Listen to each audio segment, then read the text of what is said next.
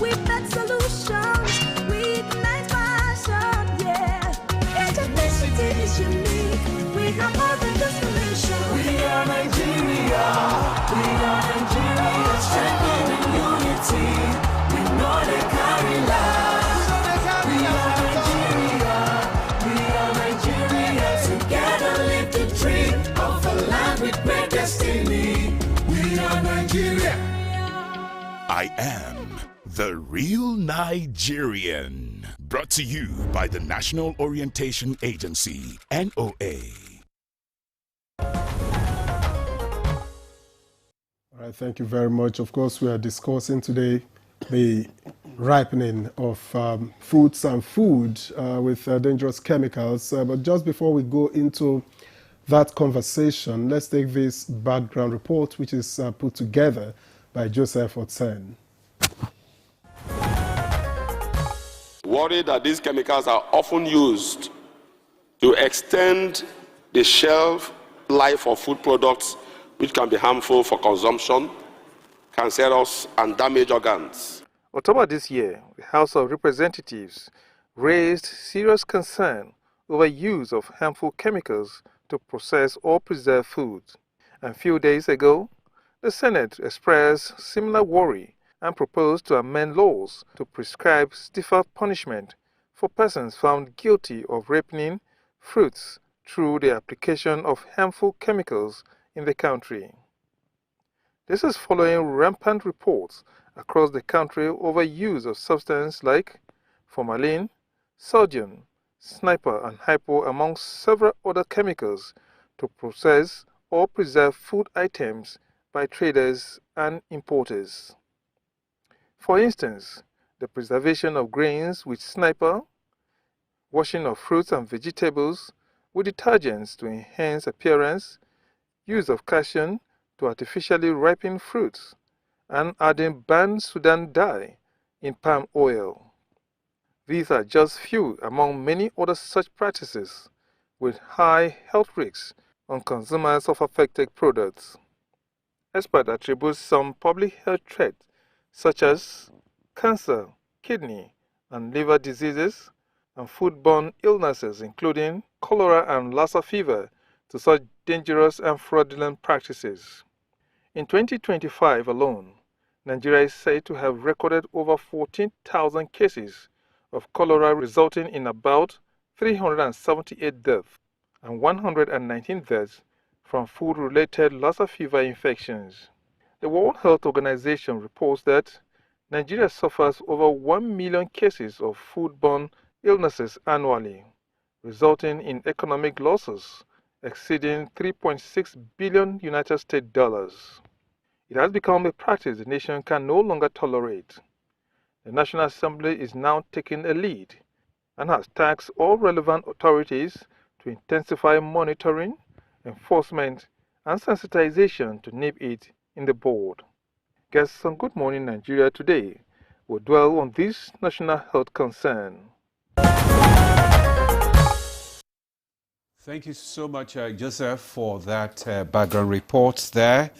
And to discuss the issue on ban on food ripening chemicals, let me first introduce Professor Akeem Abolade Oyeride. He's the Dean, Faculty of Agriculture, University of Abuja. Prof, it's a pleasure to have you join us on Good Morning Nigeria. Good morning. I hope we'll have a very good discussion on this. We shall. Because it's an emerging trend to the nation. Yeah, it is. It is. Thank you so much for coming. Also joining us here in the studio is Professor Mohammed Yahaya Kuta. He's Professor of Agricultural Extension and Development Communication at the Faculty of Agriculture, University of Ibadan. A long-time advocate for safe agrochemical use in agriculture and livestock management, and he is serving as Secretary to the Presidential Livestock Reforms Implementation Committee. Professor Kuta, it's good to have you join us for this discussion this morning. Thank you, Demola. Good morning. Good morning, Nigerians. Okay. All right, and joining us via Zoom, let me introduce Shehu Garkiado, who is a research professor in genetics and plant breeding at Ahmadu Bello University. He is a former Executive Director, Institute for Agricultural Research, Samaru, and former Vice Chancellor, Al-Kalam University, Katsina. Thank you very much, Prof, for joining us.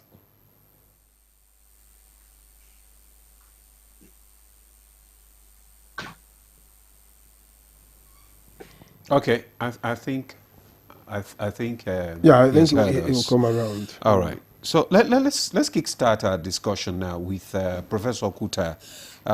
You are the Secretary to the Presidential Livestock Reform Implementation Committee, and also you are a long-time advocate for agrochemical use, chemical use in agriculture and livestock management. Tell us some of these chemicals that are being used, to ripen, the foodstuff, and the health challenges involved in this.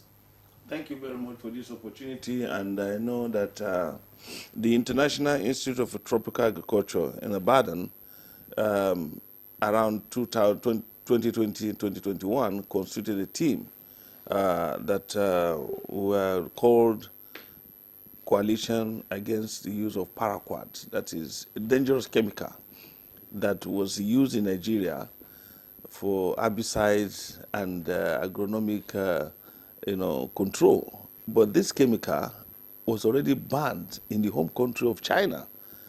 And the importation to Nigeria constituted about 63%.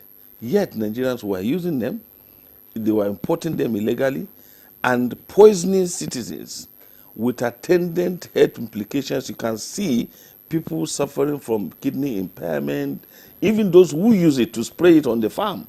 It will spray to other good farms, like maize farms, where there is no need for its application, and then it will contaminate the crops. That is even at that level. So we have been in this advocacy for a very long time. Then, unfortunately, the high level of ignorance, greed, and farmers' inability to understand the risks of using some of these chemicals to ripen food or products like banana, plantain, oranges, and many of them like that, without knowing that even handling some of those chemicals have implications on their health. Just handling them. Handling them. Somebody who sprayed some of those chemicals confessed that after using it, he had to suffer from some respiratory diseases.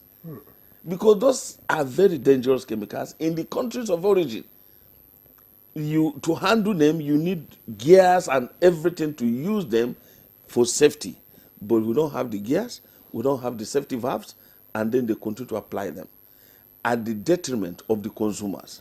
The consumers will see a ripe food, consume, but already the chemicals will now affect the content that after ingestion will now cause a lot of damages to the internal organs. Particularly, many people come down with kidney diseases. Many people come down with other ailments that impair organ functions without knowing the root cause. These are purely a product of the food product that they have consumed without knowing. And basically, this is where extension education has become paramount ingredient of Nigerian agricultural system. Because if the farmers are educated about some of these things, they will avoid it because they know it is going to be dangerous for their health. Unfortunately, NAFDAC, that is supposed to be the agency of government to monitor, sanction many people involved in the sale, distribution of some of these dangerous chemicals, is already overwhelmed in dealing with people on matters of fake drugs and other issues. So I think this is the time for Nigeria to even have another NAFDAC for agriculture-related, control, so that it won't be just dealing with drugs, because NAFDAC is dealing with drugs. Be duplicates of all? No, because NAFDAC is incapacitated. For example, the paraquat I told you has been banned in China after government policy that NAFDAC said they shouldn't import again. A consignment came into Nigeria after the ban. And do you know the reason? That those who took LC to import those chemicals, gave excuse that they have already placed order before, so they must sell it at what cost. This is where in law enforcement, I'm very happy listening to that background. National Assembly coming up with laws that can, mitigate some of these things. But it's not even the law that is the problem, it's implementation. Who are those to police implementation of these policies? This is where patriotism and professionalism have to come in. Because, for example, when there was argument about NAFDAC already banning the importation of this paraquat, because we took the campaign to WTO, we engaged with Okonjo-Iweala, who happens to even be in Nigeria, and she condemned the attitude of dumping all poisonous chemicals on Nigerians. And Nigeria should not accept it. However, who are those complicit? Those in business of these chemicals are the culprits. They will go ahead, import, and find a way even to smuggle it into the country. And before you know it, you find it on the shelves. So the best thing would have been clear them, whoever is involved should be sanctioned appropriately, apply the laws of the land on the importer, on the distributors, and then, if possible, find a way to arrest all of them, bury them in a way that it will not affect citizens anymore. Because the same thing goes with animals. When certain drugs create residual effect on animals and human beings consume them, this is where you talk about antibiotics resistance and so on and so forth. These are issues where organic, I'm sure Professor is going to talk about agronomic issues that have emerged where organic agriculture has taken front line. Globally, people are now gravitating towards consumption of products that are purely of organic origin. They may be more expensive and they are more assuring for the health of the people, because this is where carcinogenic substances that are contained in some of those chemicals will end up affecting human health. Now, when we visited Brazil with Mr. President as a committee on G20, we visited some farms producing chicken, organic chicken. No single chemical is applied except feeding from beginning to the end. Anyone that is having a health challenge is called out of the stock and either taken to where it will be treated, but not part of this organic product. And that is why the issue of halal and all healthy, wholesome products, including livestock, have come to take the front stage. So in this wise, two things are involved. Nigeria is in their need of proper extension system in agriculture that will be from the entire value chain of agriculture, not only at the production to increase production for farmers, but even in handling, in processing, in transportation, in preservation, and even the consumer education. So the consumer should know what they are consuming.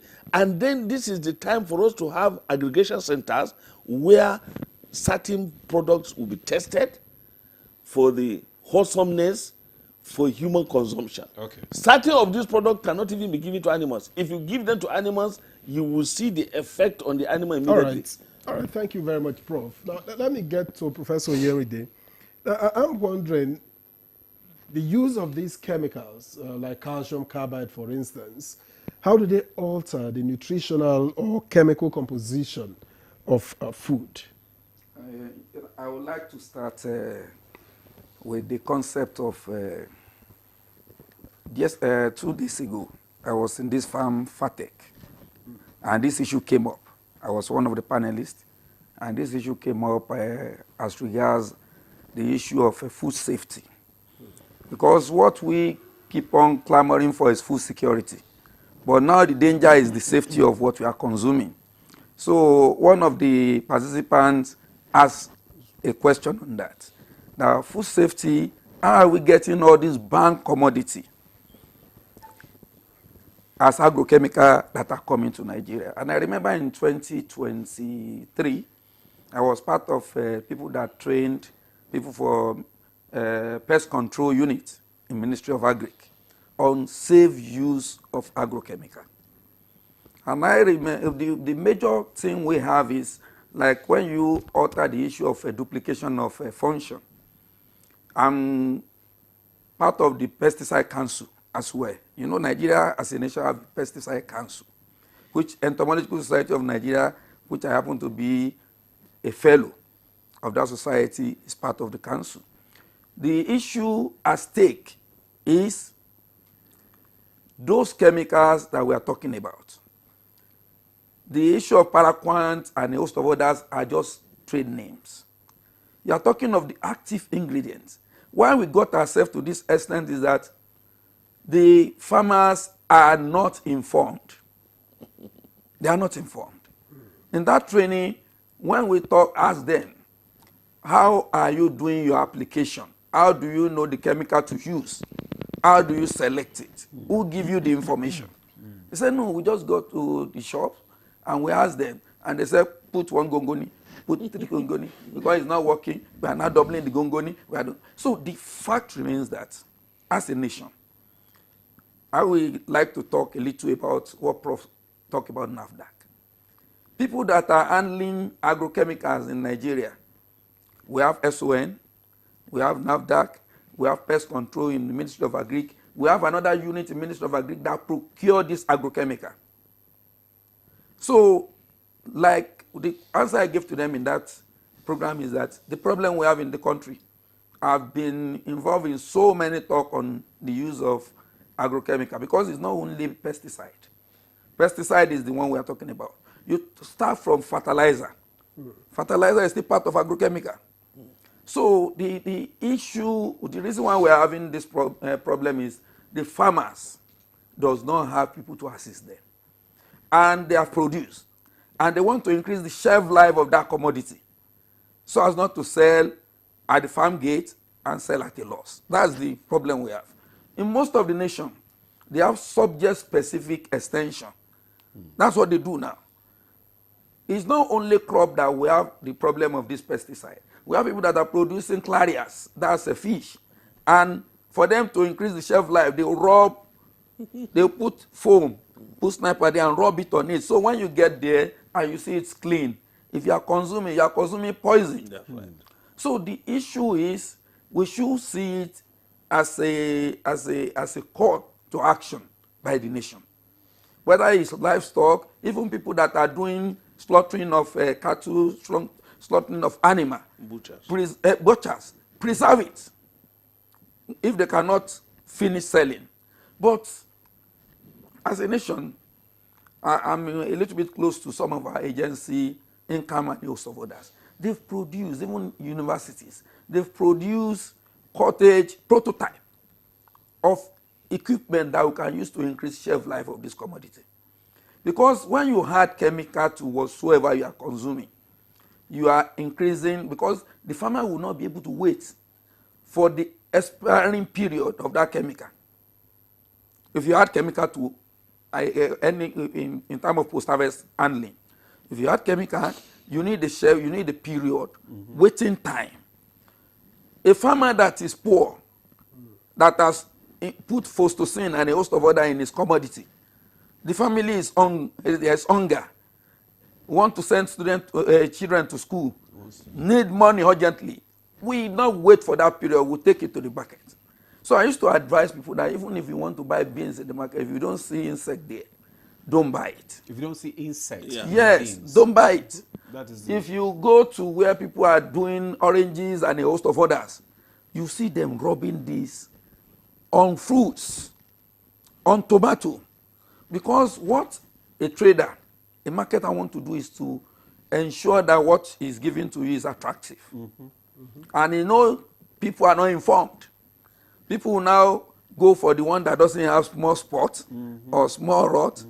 Because there is another aspect of food safety that aflatoxin and a host of other that is pathogenic in nature. But the major thing is you must be conscious of what we call it farm to fork. Farm to fork in the sense that whatsoever you produce on the farm will end on the table. So if you know it will end on the table, you must be conscious of what do you do. The issue of adding carbide is that they want to hasten the period of ripening. But how does it alter, the chemical nutritional composition of the food itself? It does that because, we have minimum residue level. That's why some of the products that were exported in Nigeria were rejected. The reason is that it exceeded minimum residue level that would not be harmful to human being. All commodities have that. So the issue is immediately you put carbide, it changed the system of that, whether banana, whether mango, or whatever you want to use it to ripe. So immediately it gets that it will change the nutritive contents, and you will consume that residue of that agrochemical. And when it gets into the system, the first point of call is the liver. The liver, that's why we have liver problem, that's why we have kidney problem, and a host of others coming in now. As soon as you consume it, it goes into that system, and we start killing those organs gradually. And because majority, I remember when we have the problem of, what do we call it, in Kaduna, the problem of ginger in Kaduna. At the House of Assembly, you know what they call is that they said, no, let's go and call this Ministry of Health that is dealing with the issue of pandemic and a host of others. So when they get there, they said, no, this is a crop-based, a plant-based problem. You have plant protectionists. At the end, they form a committee using people from ABU and a host of others that are experts within pathology and entomology. So the issue at stake is Nigeria is blessed with human resources. We have adequate human resources that can solve our problem. But the issue of plant protection is always neglected when people want to plan agricultural practice. The next thing they will do is whether animal health or plant protection, they will say, no, let's just produce. Let's ramp our production. You can't ramp your production without thinking of how you protect your products. So the fact remains that we need to increase, one, have synergy among all our agencies that are involved. Okay. We must have synergy among them. Because I remember whenever you get there, I'm the competent authority. No, you are not the competent authority. They will fight on that one for long. No, it's not about competent authority. It's about the interest of the nation. How do you assist the nation? How do you save our populace? This is what is causing most of the problem that has been treated at the face of earth. The health challenges. The health challenges. This is what caused it. So the best we can do is that to eat safe and produce. And the problem with the issue of consumption starts from production. What kind of, that was why Prof is talking about organic farming. Organic farming product is the most expensive. You still have Aland certification. You have all those certifications. I remember I served for over 6 years as the technical chairman of SON Agriculture Committee, National Committee, for 6 years. And I asked them that your laboratory, how many ISO certification do you have? And they said they have ISO certification for only moisture content. I said, what? Not even the physical, not even the nutrient elements. Because before you can be able to export your commodity, or before you can be able to have a safe commodity, you must have a national reference lab. I remember that question came out 2 days ago too. And the Afri Bank, and I said, we have created a reference lab in that's Shagamu in Ogun State. That we have created that, we are now using that. And I said, no, this is a call to the nation to have a national reference lab. Small countries like Rwanda, Ghana, this is why they are having access, because ISO have certified those commodities for safety. There will be ALA certification, there will be EcoCert certification. That's for organic. If you're able to get to that, people that are consuming our product will be safe. It's not the foreign, it's not the EU market or foreign market that should be telling us that we are poisoning Nigerians. Because when yam was exported, it was rejected. When beans was exported, it was rejected. Because they are now telling us that what we are eating at home is poison. So the fact remains that we need to assist the smallholder farmer. Because whether we like it or not, they are the one producing most of what we eat. And at that event, I told them, I said, look, we are in this event now. Where are the farmers? The farmers are the ones that undo what we eat. They're supposed to be part of this conversation so that they take it home. With that, you address more people. But you are only addressing the elites. I raised that. So the fact remains that we should think of how do we step up the knowledge. The subsistence farmers are waiting for us to assist them. That's where we have the problem of our extension. The extension collapsed. The ratio of extensionists to farmer, and if we have ask Prof now, is more than 1 to 10,000. Yeah, and the it's terrible. Okay. So the best we can do is let's help our farmer. The farmers are waiting for us. In 2013, we did a survey in FCT, and we were able to get 38 plants that the FCT community are using to protect their crop. Okay. They are all plant source. So after we finished that, we said, oh, this is what we should develop, and now develop it into dosage and get the active ingredients and use this so that the farmer will continue to use this instead of using and adopting dangerous agrochemical. Okay. All right, All right. Prof. Okay, Prof. Thank you so much. What you have said is that we need to step up knowledge on the application of these chemicals. Not that all these chemicals are bad. Yes. Yeah. The major thing is for you to know use and disuse. Yes, and the application of it. Most of them, those who are using it right now, are using it wrongly and they don't have the waiting time. I don't know if our Zoom guest is still there. Okay, let me come back to you, Professor Kuta. I mean, just like what he has raised now, that there is no adequate knowledge on the path of the users of these chemicals, and because of this, that is why we are having all these challenges, health problems, and all that. Are there any alternative, to these chemicals, chemical-based food preservation methods? Are there any alternative? Historically, the indigenous practices of our farmers is legendary.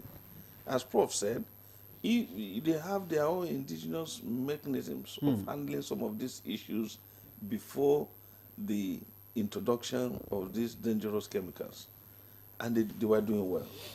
But suddenly, we abandoned our indigenous knowledge system, what we call popularly in extension call IKS. It's abandoned, and that is why today you find it difficult. Farmers on their own will even venture to apply the chemicals they don't know because they don't have guidance. And the opportunity this offers Nigeria is that extension will need to be situated properly in the Nigerian agricultural system. As Prof said, the bulk of food produced and consumed in Nigeria is in the hands of smallholder farmers, and they constitute about 80%. The large-scale farmers that produce massively cannot be compared to these smallholders, and these smallholders are the ones that are involved in the production and immediately taken to the market, and then the populace are having the first contact for consumption. So we need to situate extension properly so that both at the training in our tertiary institutions, where we produce the people that will go and interface with these farmers later with the proper knowledge of some of these issues at extension training.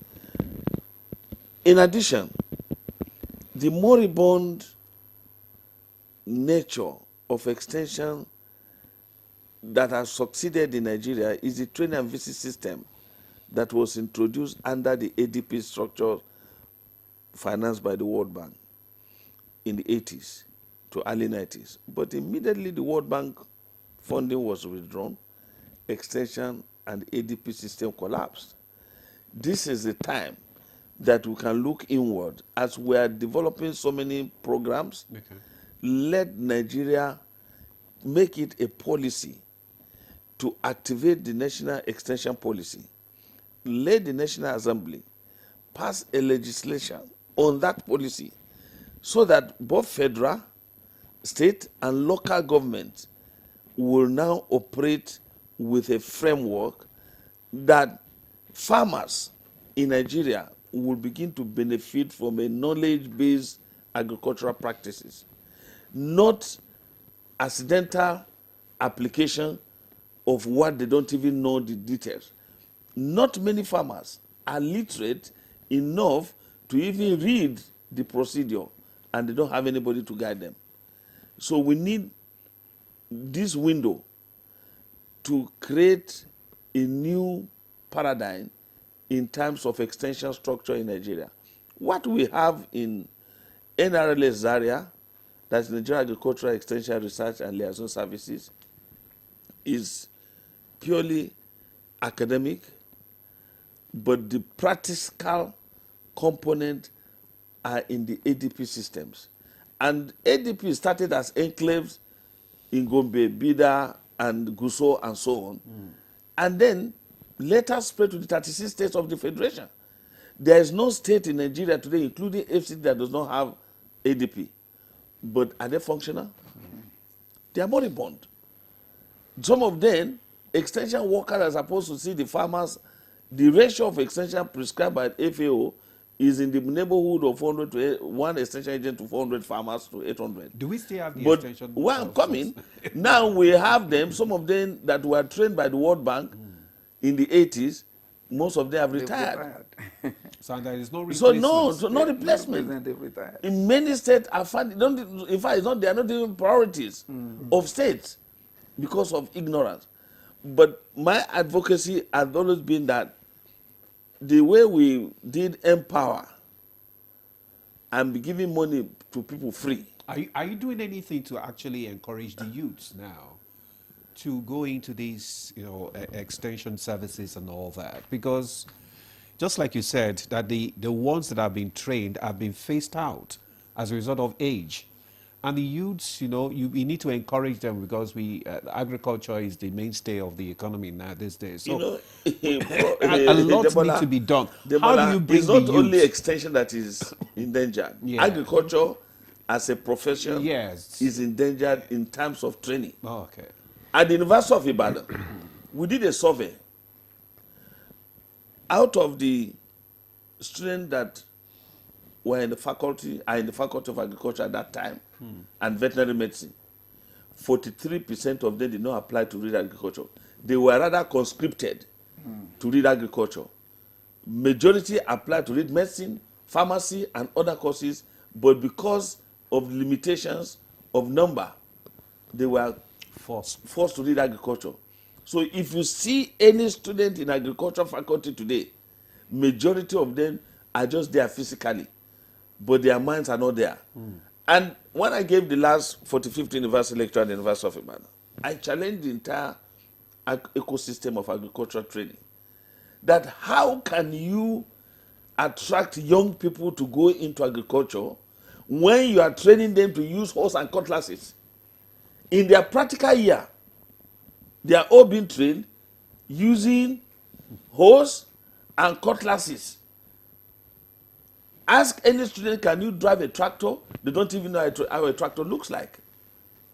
Meanwhile, we are awarding contracts. Tate Fund is giving grants. Construction of mighty multi-billion edifices and houses and hostels and training facilities in the university, but no tractor for faculties of agriculture. And we are all complicit, including Prof and myself. When NUC hire us to go for accreditation of courses in the universities, because we don't want to kill a Greek. If they say, how many tractors do we have? Say there is one. There was a day I went to a university for accreditation. It was on the day we were leaving that the tractor that they bought arrived in university in anticipation of accreditation. So how can you attract young people, the Gen Z generation, to go and carry horse and cutlasses when they can operate a system and make millions, and their counterparts in other clans are making billions out of IT? But the good news is, in every difficulty, I like to quote Mr. President. When he inaugurated the Presidential Livestock Reform Committee, he said, people see challenges, but I see opportunities. In every challenge, there is an opportunity. This window of opportunity lies in the current wave of precision agriculture. Agriculture is, according to Mr. President, he said you should make it sexy, make it attractive, so that everybody will gravitate towards it. When you go into precision agriculture and greenhouse technologies, you are going to beat all the odds that you require to use chemicals in an enclosure. You can monitor and operate using handsets to know the water content. Soilless agriculture has come to play. And all these things are the new innovations that can attract young people. And at the University of Ibadan, our entrepreneurship program is yielding results, because young people now are becoming agripreneurs. They are into aqua products production, processing, and marketing, and all kind of creative things that they can live and survive even as students and even become employers instead of job seekers. So if we make agriculture sexy, attractive, young people will come into it. Because we have the huge population of young people. And that is where the risk is. I quite like the idea of sexy agriculture. Perhaps I'll be attracted too. Yes, I'll be under Prof's tutelage. But talking about, the policy of the ban on harmful substances, harmful chemicals for agricultural use. The problem we always have is implementation. You have alluded to that earlier, Professor Yerinde. How easy is it that, food safety can be monitored across Nigeria's fragmented chain? You are talking about from farm, to the next point and to the next and onwards. Okay. When we have this kind of national opportunity or global opportunity, I always love talking about professionalism of agriculture. I will still go back to your question. The reason why the young ones are not interested in coming to agriculture is because this issue of our Council or Institute of Agriculture that has been in the Senate over time. There was a time that former late President Muhammad Buhari was about signing. Because if you want the younger ones to come in, it must be attractive. Yeah. The training must be something juicy. When the president talked about sexy agriculture, I said one of our alumnus was the one that first promoted the issue of sexy agriculture. Since he graduated, he has never worked under anybody. He's the DG of Youth Employ. He called me last week that he wants to celebrate 10 years anniversary of that. So the kind of training we are doing now, I've been teaching agripreneurship for over 15 years. What we do now is to make sure that they be job creator, not looking for job. So on the issue, I remember at the floor of one AGM of Deans of Agric, ADAN, Association of Deans of Agriculture. This was discussed, that the issue of point of entry, the issue of where do we place our graduates. That is why the children don't want to come. I remember when I joined University of Abuja, even with my master's, I was giving assistant lecturer. But we were able to reform and get what they've been using in ABU as far back as 1981. That with your first degree in Agric, it's a professional course. You are an assistant lecturer. MSc, you are lecturer too. PhD, you are lecturer 1, and that's what we are using. So ADAN as a group now, we are now working on how do we integrate that. You know, whatever you want the young ones to do, you must make it attractive to them. But that's not what our discussion here is for. But the issue of policy, you know, the problem we always have in our policy implementation is monitoring and evaluation. It's like you have a dog. Your dog can bark very well, but it cannot bite. So the concept is, if you have a policy on ban agrochemical, who are the watchdogs? Who are the ones to manage and monitor what is happening? You can imagine when Prof said, we have flocks of banned products coming to the nation. Through where? We have quarantine, we have custom, we have so many agencies that are in charge of this. But when you still talk about it, you see that you have a policy. Nigeria has the best set of policies. But the major thing, policy will not work. Policy is just in a paper. It will not work until when you have a scheme to implement it, to monitor it, and to manage it. And that's why we are so fortunate having scholars in Nigeria. If you go online, you are looking for anything, any area of study, Nigerians are leading. I think the only set of people that are leading, that are a little bit higher than us in terms of publication, is India. So it means we have the resources, we have the expertise. What we just need is to tap in on that. And President Bola Ahmed Tinubu, renewed hope agenda, is transforming most of these things. When Prof is talking about not having tractor, we have tractors in Cheddar, still standing there after commissioning. So I'm shocked that what are these implements still doing here? When you can share them to all the University of Agriculture in Nigeria. Not all the faculties of agriculture. You understand? When you share it to the university give it to the Faculty of Agriculture. The equipment, I stay in the big Cheddar. So I pass through that axis every day. Whenever I see it, my heart blinks. Now what's wrong with us? This is a waste. The government has invested so much in getting those agro implements. What are they meant for? The season is gone. So the fact remains that I remember I was able to attract some new development into my faculty. Now that is doing greenhouses almost about 20 for us now. Naseni is doing agro training center. They have all the feed, livestock, fishery, and crop production. When we gave them the land, they said they needed expansion. So I said, don't worry, let's complete this. And they are targeting that the number one in the nation, which is the president, will come and commission them.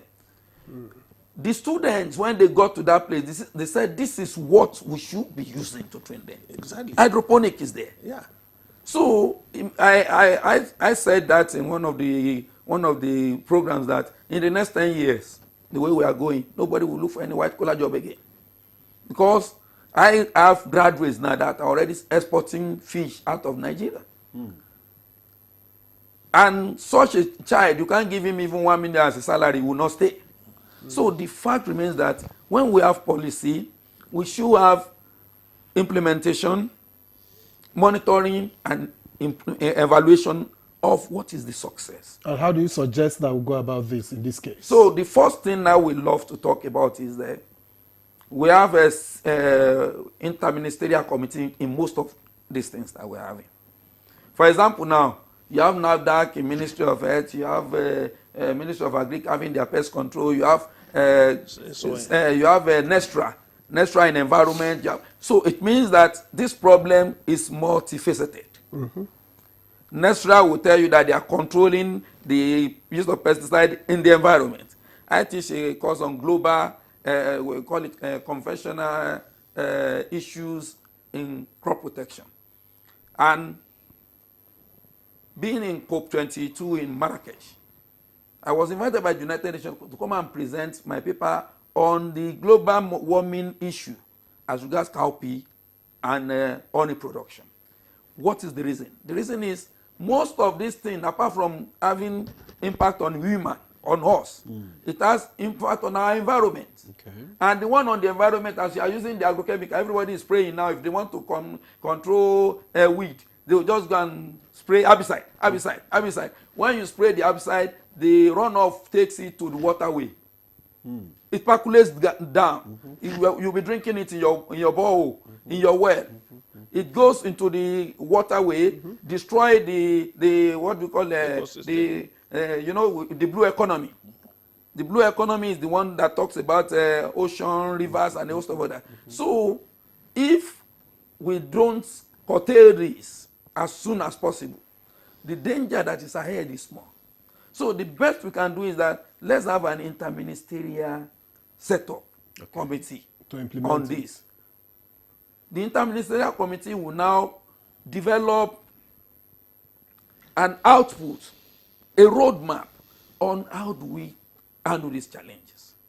Sister agencies within the ministries that have something to do with this, trade and investment is involved too.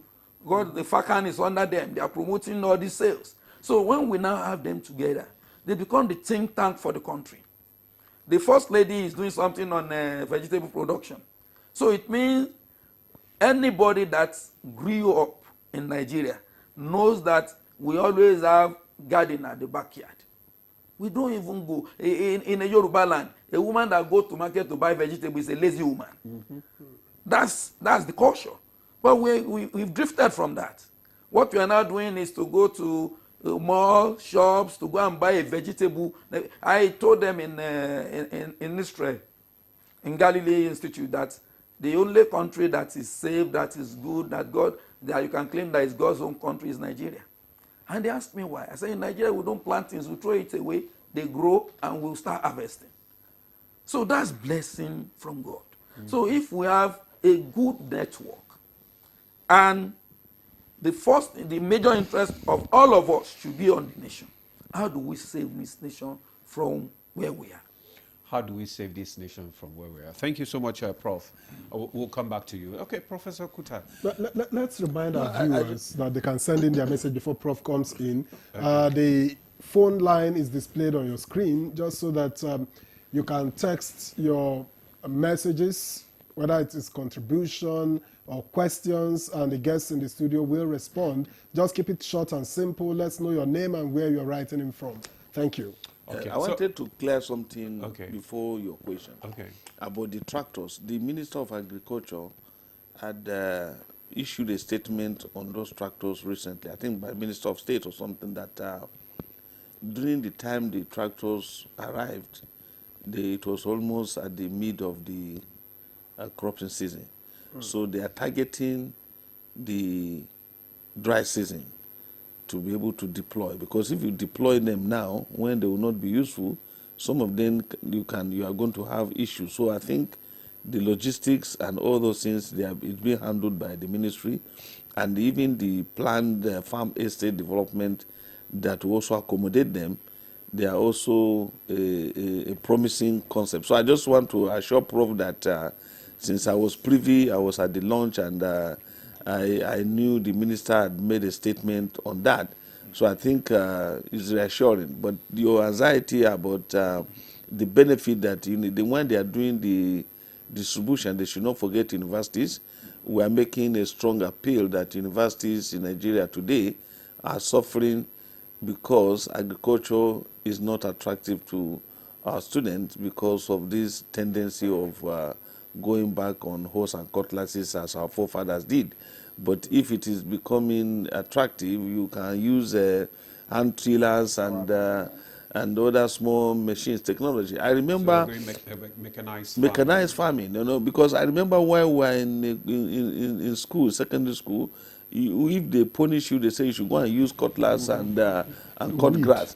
But to now, my gardener uses a motorized, within 1 hour he's done, and you pay him his money, and he's gone. So I think these are the things that we can introduce to young people so that they will become attractive, they will become more curious, they will become more interested, and then the precision agriculture that has come on board will also facilitate that. Okay, So- thank so- you very sorry much to- for bringing clarification on that.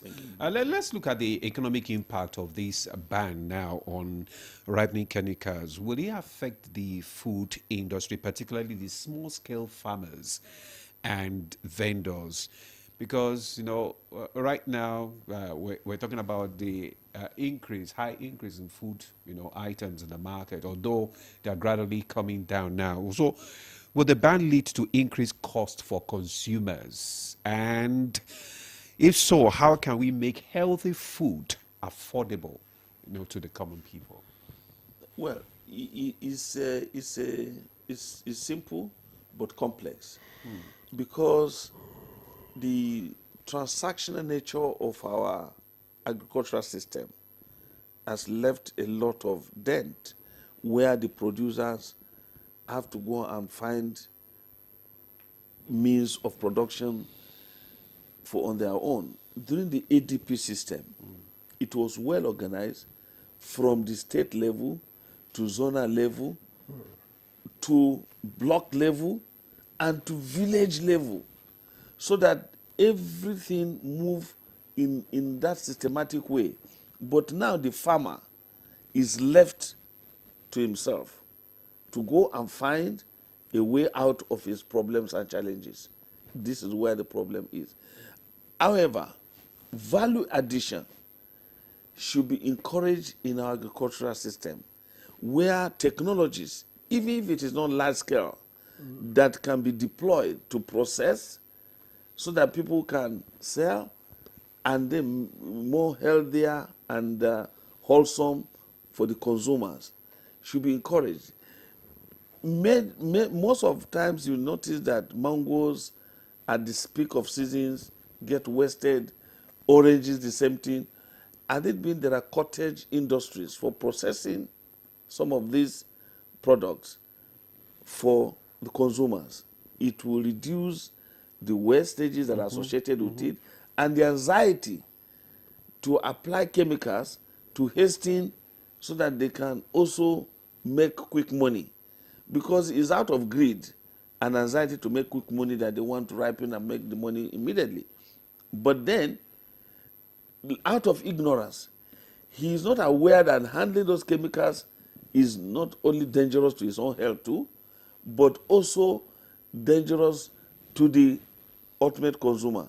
So there is a high level of knowledge that should be inculcated at all levels, and then states and local government should begin to invest. Now that Mr. President has given local governments autonomy, they will get their funding direct. They will be able to use some of these fundings to address the peculiar nature of their environment, especially farmers. 75% of Nigerian population lives in the rural areas. And the preoccupation of this 75% is agriculture. Either, no matter how small they are, they put together the aggregate of the bulk of the food that is produced and is being consumed in Nigeria.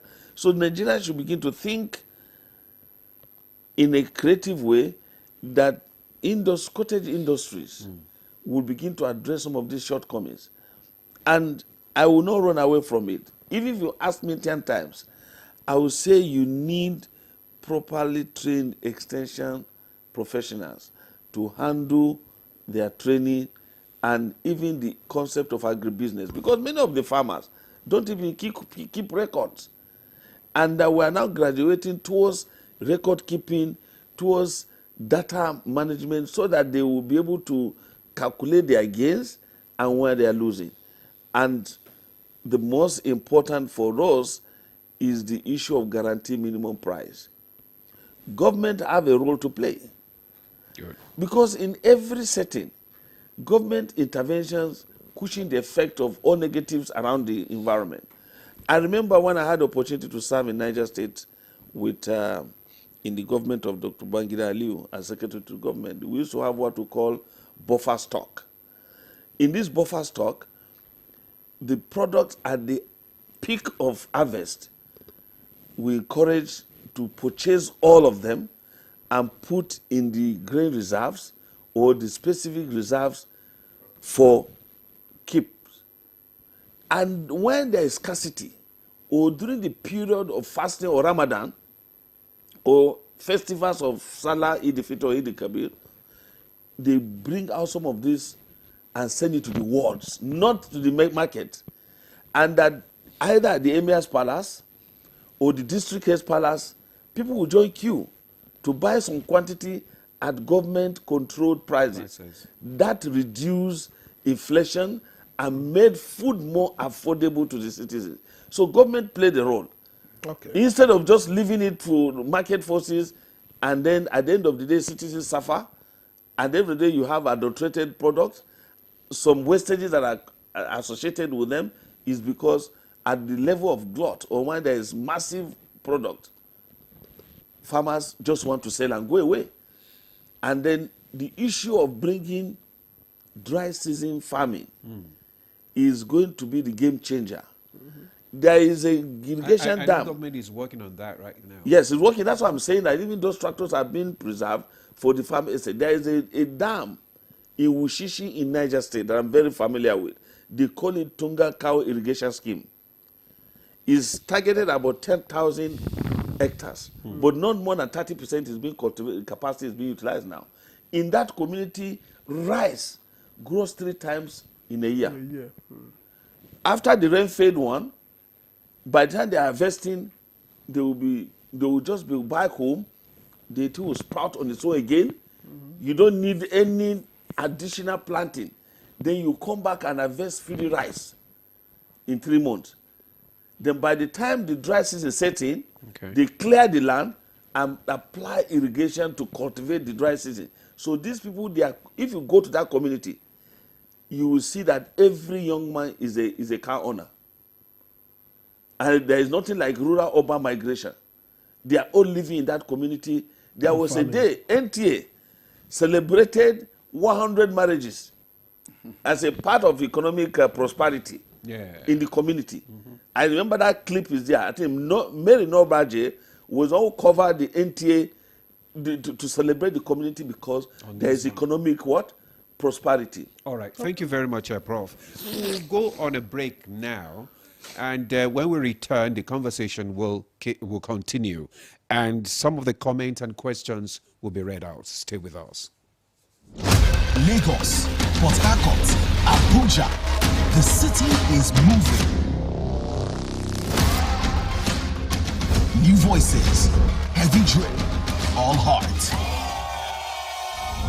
From the streets to the stage, this is the next Afrobeat star. What are we here for? Let's Afrobeat star. Let's get classy. And the talents from all over showed up to own the room.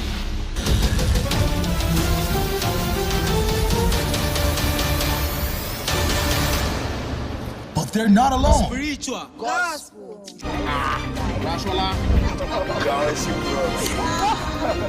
All chasing a slot to face the judges. Puffy T, SARS, Andre Vibes, P Pride. Catch next Afrobeat star on Lagos, Port Harcourt, Abuja.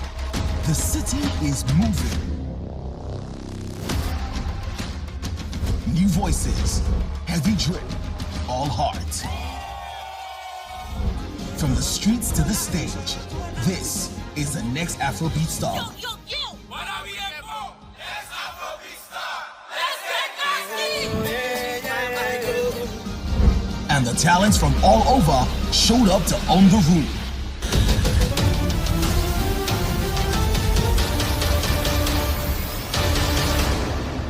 But they're not alone. Spiritual. Gospel.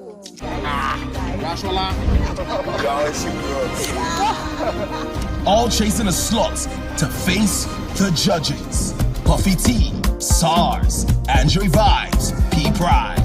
Catch next Afrobeat star on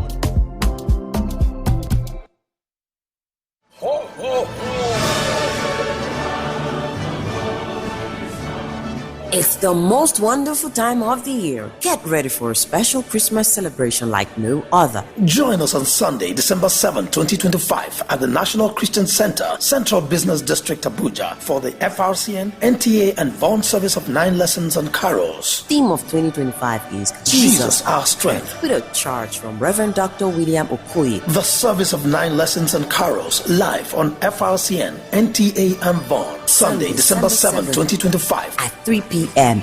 Be there at the National Christian Center, Central Business District, Abuja. Don't miss the service of 9 lessons and carols live on FRCN, NTA and Vaughan. Join us and celebrate the true meaning of Christmas.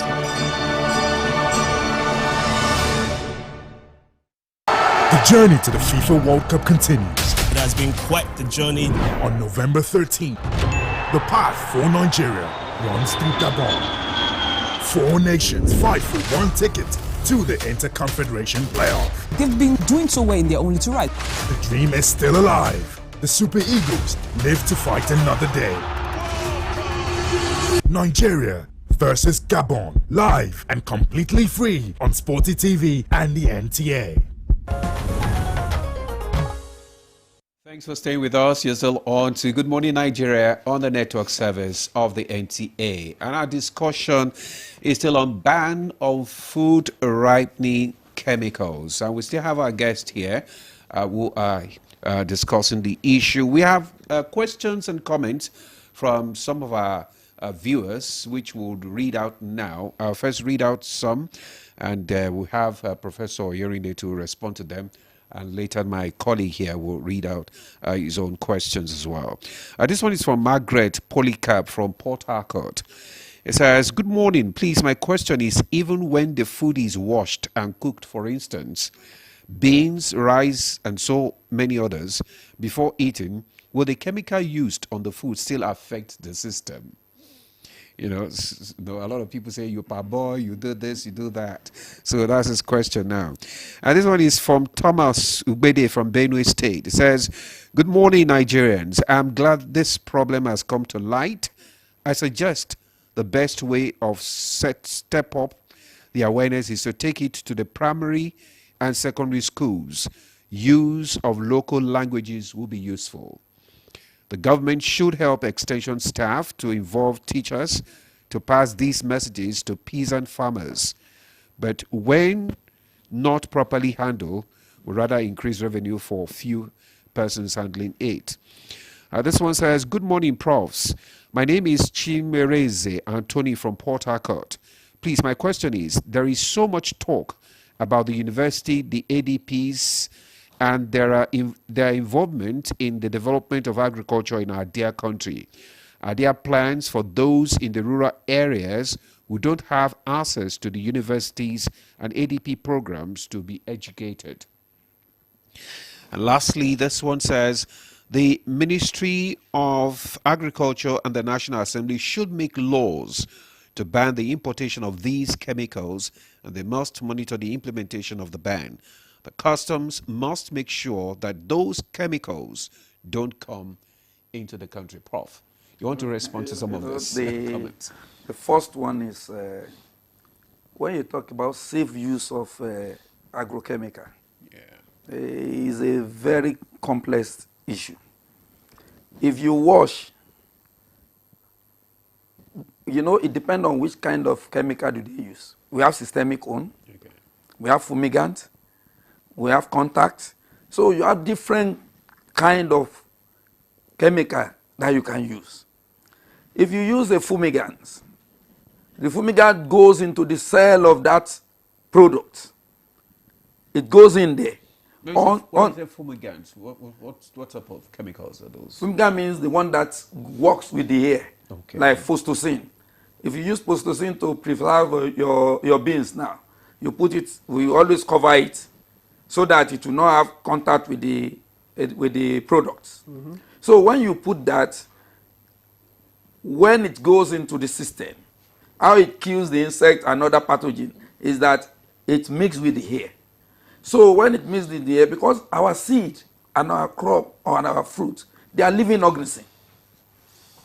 That's what people don't know. That's why we usually dry to about 12 percent moisture content, even at 12% moisture content, the seed is still living.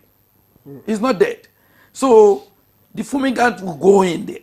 So whether you wash or you don't wash, until when the chemical expire, it's not healthy to consume it. It's not a case of a parboil, I've washed away the water, I've washed it. There's nothing you can do to that. That's why when the farmers, even after using the container, they cut it, and they'll be using it for ablution. They'll be using it to drink water. Remnant of that chemical is still there. So the issue is a bottom-top approach is the best. And that's why when Prof talk about extension, the closest to the farmer that can give them information that they will accept is agric extension, is the extensionist. So I don't know what is wrong with us that we are looking at extension as a white elephant project that cannot be achieved.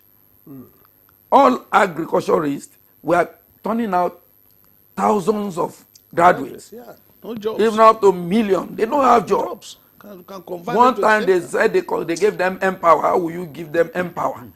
You can give them job. There are vacancies. Give them job.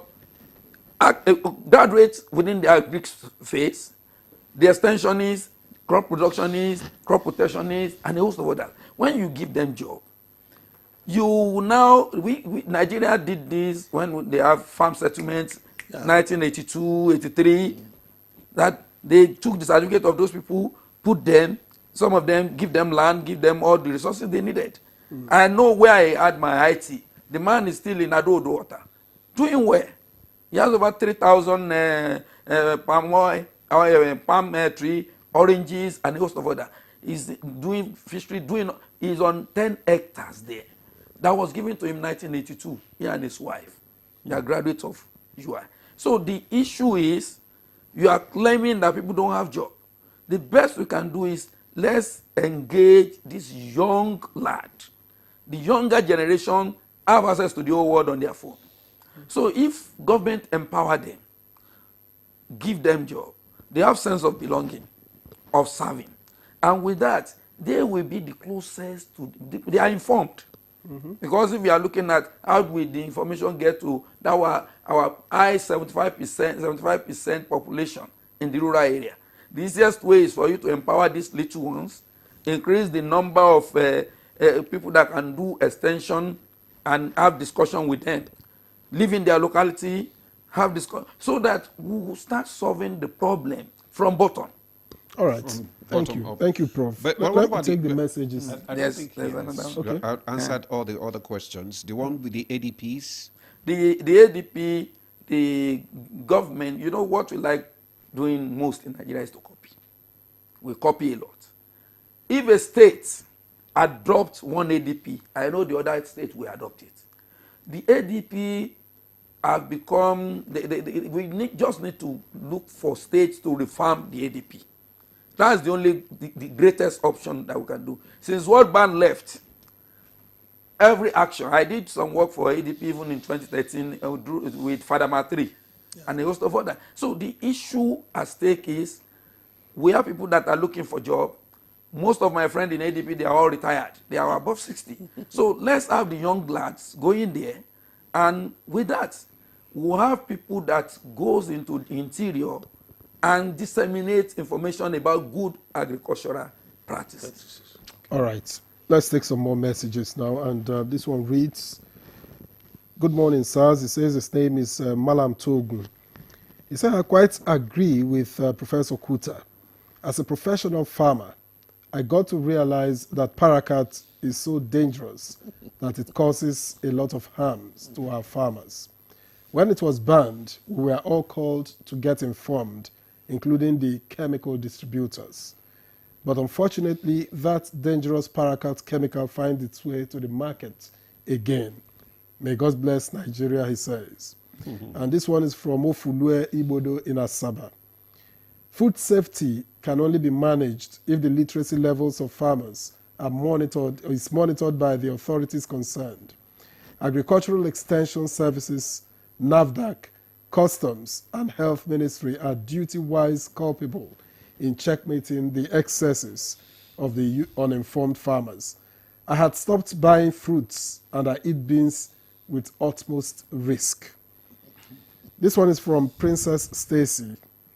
I want to thank the profs, especially for the advice on the purchase of beans. I now know better that weevils in beans means healthy.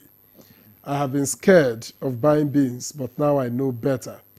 And finally, from Emmanuel Elue in Lagos, please, the government agencies tasked with protecting citizen consumers should act now so that lives will be protected from some of these dangerous chemicals used in preserving foods that we eat. So, Professor Kuta, you want to respond to any of these? Well, it's just to, it's acknowledgement majorly, but as a rider to what Professor Akim said earlier, is I will just give the government a wise counsel. Mr. President has done well in many fronts. In many fronts. We have witnessed the livestock revolution that is happening in a very massive, quick succession. I think Nigerians deserve agriculture, a green revolution, in a way you want to call it. And Nigeria can take advantage of this army of young people. If you go to virtually every faculty of agriculture in Nigeria University today, they have churned out thousands of graduates. I'm telling you, 70% of them are not engaged. You can take a census of them. Call them to an agenda setting where you can they can become the champions of Nigerian agricultural revolution. And give them the necessary training, unleash them to the massive producers in Nigeria. They will be the game changer in our agricultural system. But instead of leaving them, graduating, doing nothing, is not healthy. And Prof is also aware that our curriculum is basically theoretical. In every aspect, there are not less than 10 areas of specialization in agriculture. That if Mr. A is talking about his specialization, if it's entomology, the man in agricultural economy is talking about farm management has to go to school there. And there are so many like that.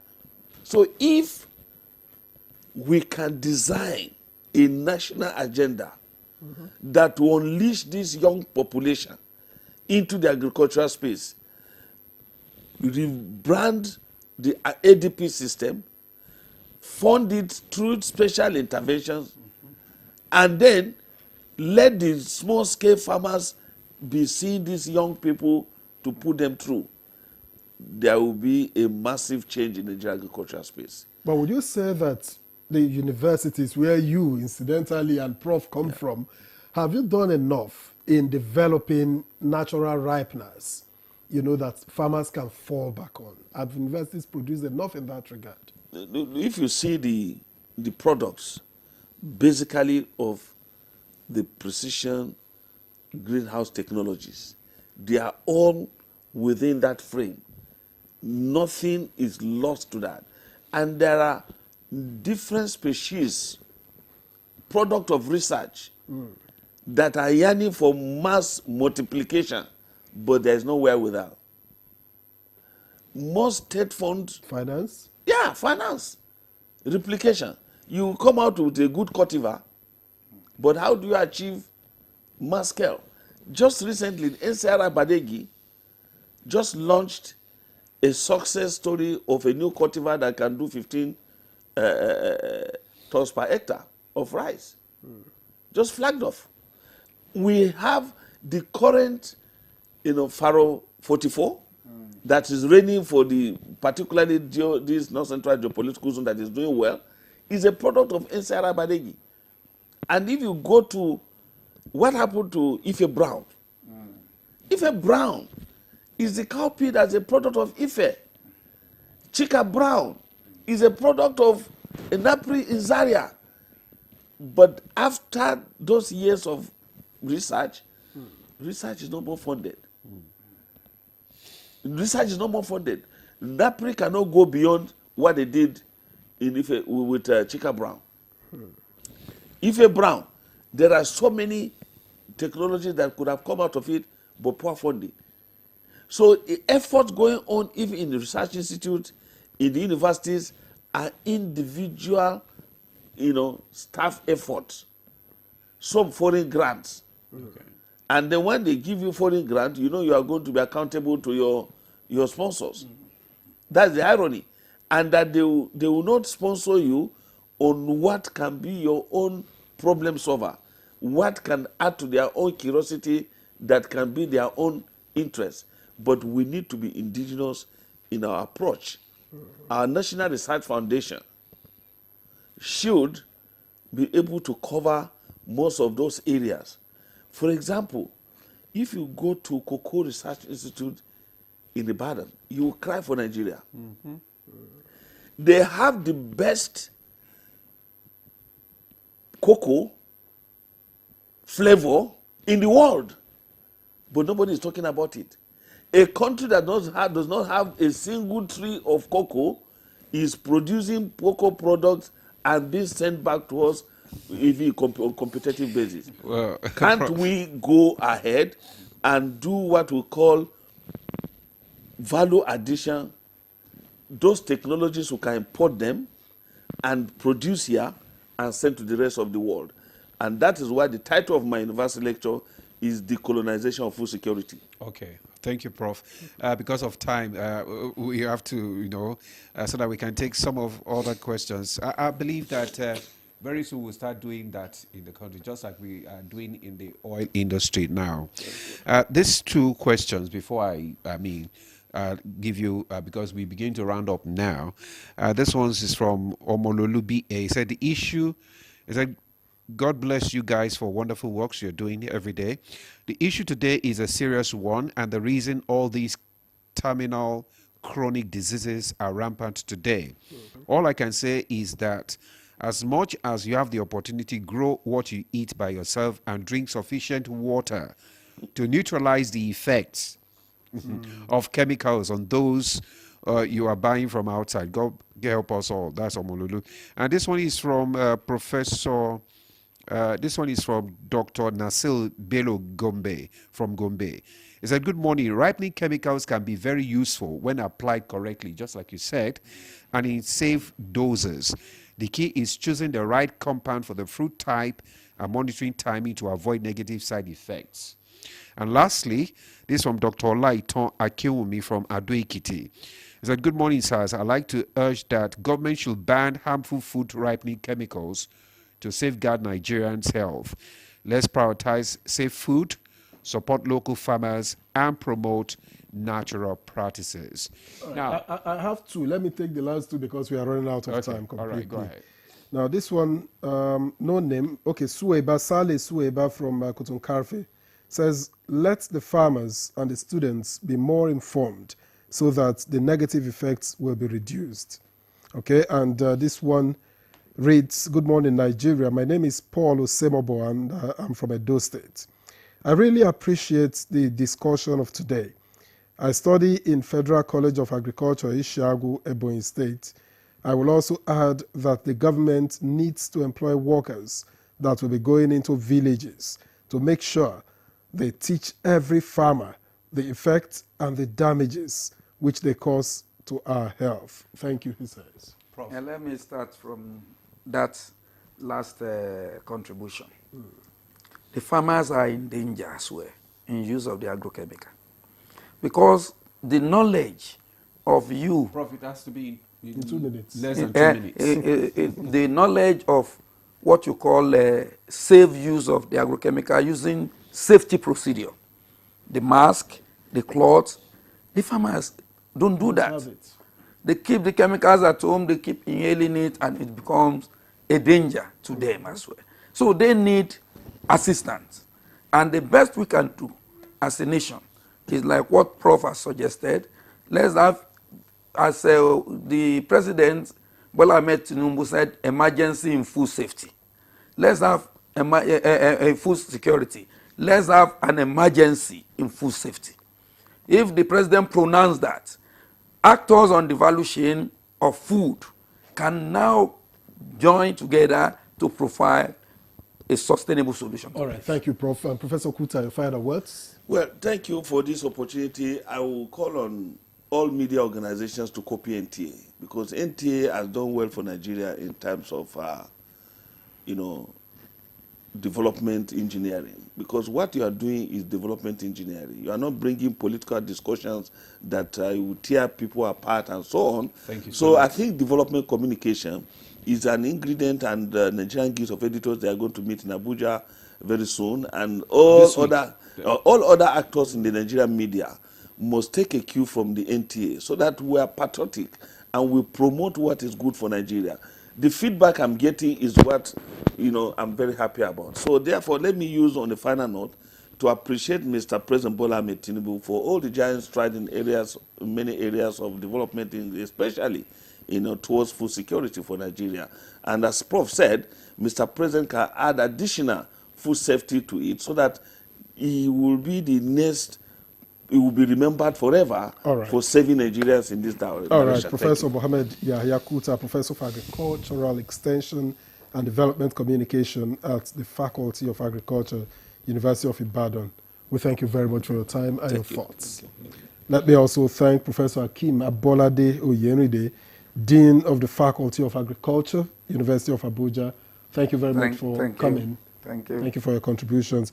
We earlier introduced Shehu Garkiado, who is a professor in genetics and plant breeding at Ahmadu Bello University. Unfortunately, poor connectivity robbed us of his contributions, but we appreciate you nonetheless for making the effort.